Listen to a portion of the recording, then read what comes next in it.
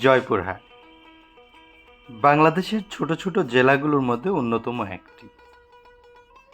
কথিত আছে ১০০ টাকা দিয়ে রিকশায় উঠলে পুরা জয়পুরহাটের মূল মূল এলাকাগুলো ঘুরে শেষ করা যায়।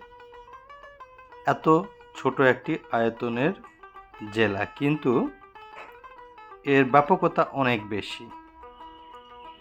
এর আশেপাশে বিভিন্ন জায়গায় ছড়িয়ে ছিটিয়ে আছে ঐতিহাসিক নিদর্শন এবং সুন্দর সুন্দর স্থাপনা।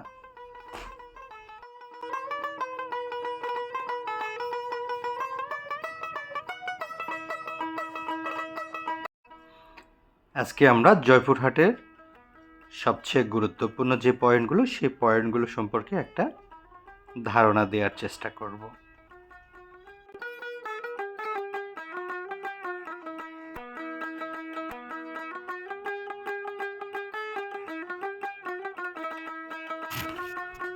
মোট 5টি উপজেলা নিয়ে এই জয়পুরহাট জেলা গঠিত।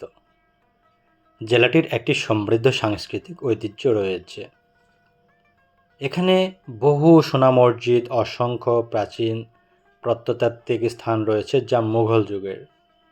এ জেলার উত্তরে দিনাজপুর জেলা, দক্ষিণে বগুড়া, নওগাঁ, পূর্বে গাইবান্ধা জেলা এবং পশ্চিমে নওগাঁ, ভারতের পশ্চিমবঙ্গে অবস্থিত।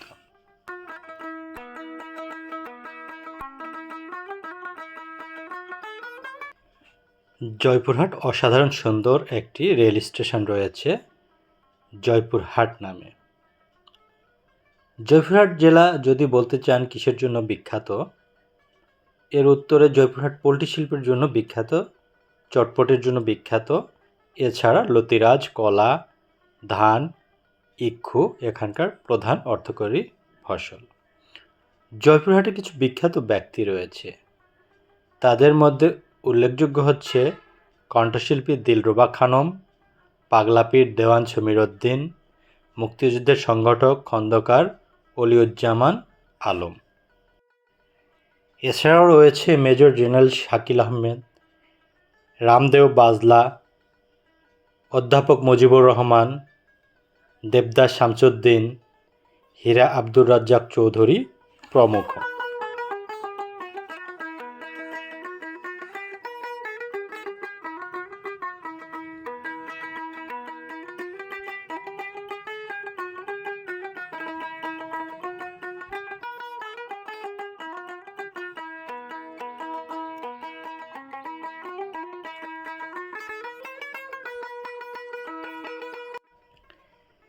জয়পুরহাটে কিছু দর্শনীয় স্থান যেগুলো লোকমুখে প্রচলিত এবং অনেক পর্যটক হয়। উল্লেখযোগ্য হচ্ছে লকমা রাজবাড়ি, নান্দাইল দিঘি, হিন্দা কসবা জামে মসজিদ।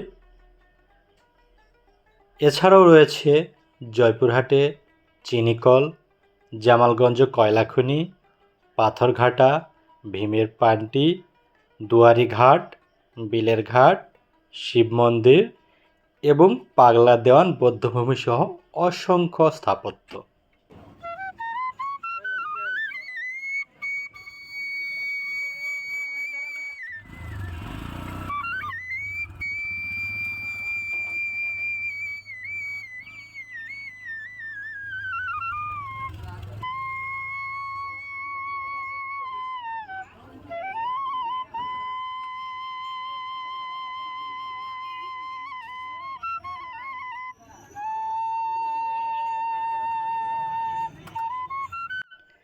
এটি হচ্ছে বারোঘাটি পুকুর।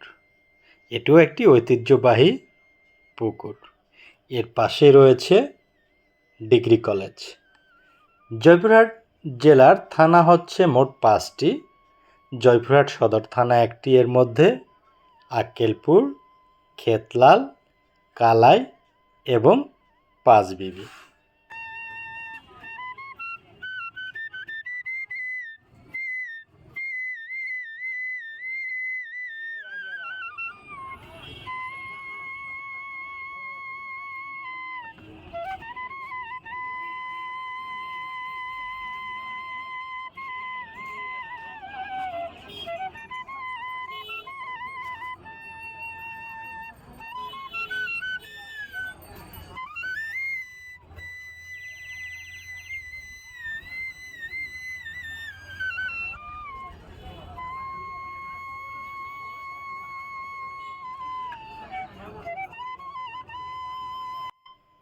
এবার একটু জয়পুরহাট জেলার ইতিহাস সম্পর্কে জেনে নিই।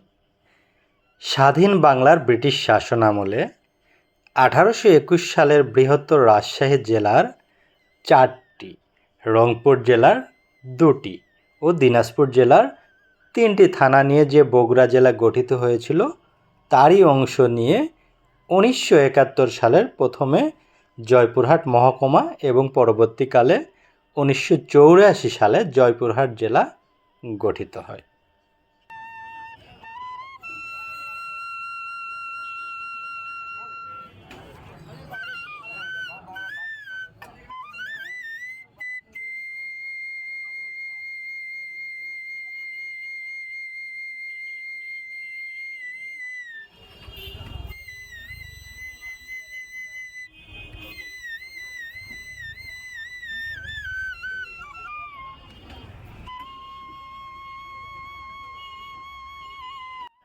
এটি হচ্ছে জয়পুরহাট জেলার জাতীয় ঈদগাহ।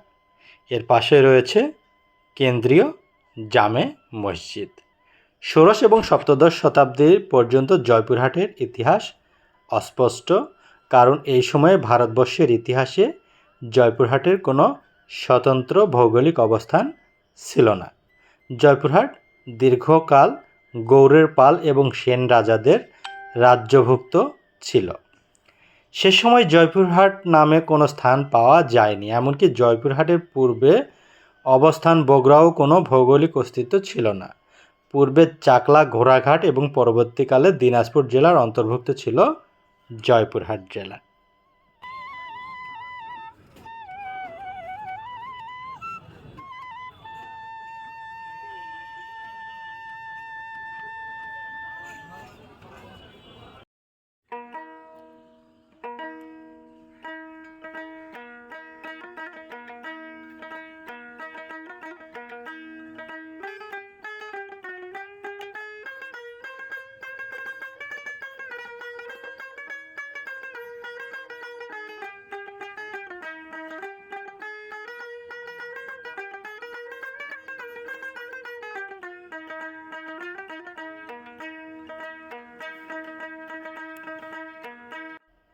আঠারোশো সাতান্ন সাল থেকে 1877 সাল পর্যন্ত দেশে ভীষণ দুর্ভিক্ষ দেখা দেয়। এ সময় দেশে রেল লাইন বসানোর কাজ শুরু হয়। 1884 সালে কলকাতা হতে জলপাইগুড়ি পর্যন্ত 296 মাইল রেলপথ বসানোর কাজ শেষ হলে লোকজনের ওঠানামা ও মালামাল আমদানি রপ্তানির সুবিধার জন্য 4 থেকে 7 মাইল পরপর রেল স্টেশন স্থাপন করা হয়। সান্তাহার পরে তিলেকপুর, আক্কেলপুর, জামালগঞ্জ এবং বাগবাড়িতে স্টেশন স্থাপিত হয়। সে সময় বাগবাড়ি রেল স্টেশনকে জয়পুর গভর্নমেন্ট ক্রাউনের নাম অনুসারে রাখা হয় জয়পুরহাট রেল স্টেশন। পরবর্তীতে রেল স্টেশনের সাথে পোস্ট অফিসের নাম জয়পুরহাট রাখার ফলে নামটি প্রসিদ্ধি পেতে থাকে। এবার বুঝতে পারতেছেন কিভাবে জয়পুরহাট নামটি আসলো।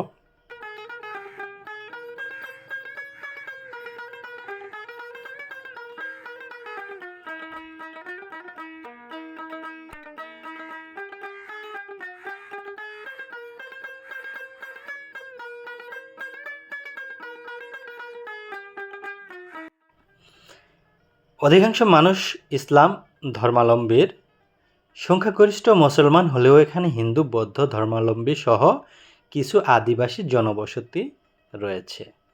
আপনাদের বলে রাখা ভালো, দেশের অন্যতম একটি গার্লস ক্যাডেট কলেজ এই জয়পুরহাটেই অবস্থিত।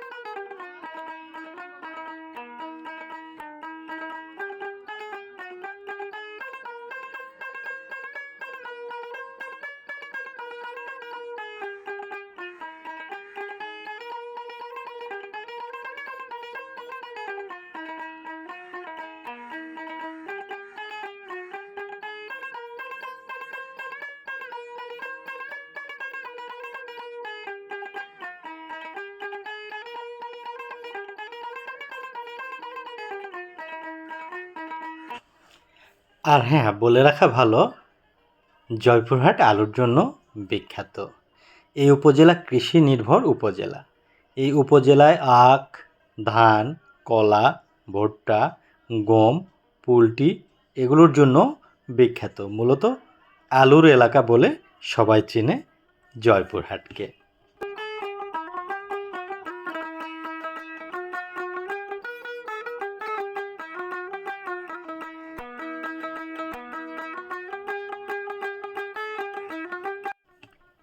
ঢাকা থেকে উপজেলা সদরের যোগাযোগ ব্যবস্থা খুবই ভালো। সড়কপথে ঢাকা থেকে দূরত্ব 280 কিলোমিটার। রেলপথে এই উপজেলায় রয়েছে জয়পুরহাট রেলওয়ে স্টেশন, যা রেলপথে সারা দেশের সাথে জয়পুরহাটের যোগাযোগ মাধ্যম হিসেবে কাজ করে। অসুন্দর সুন্দর একটি জেলা। এই জেলাতে আপনারা ব্যবসা বাণিজ্য করতে আসতে পারেন, দর্শনীয় স্থানগুলো দেখতে আসতে পারেন। আজকে জয়পুরহাট সম্পর্কে এই তথ্যগুলো আপনার ভালো লাগলে অন্য কাউকে দেখার সুযোগ করে দিবেন।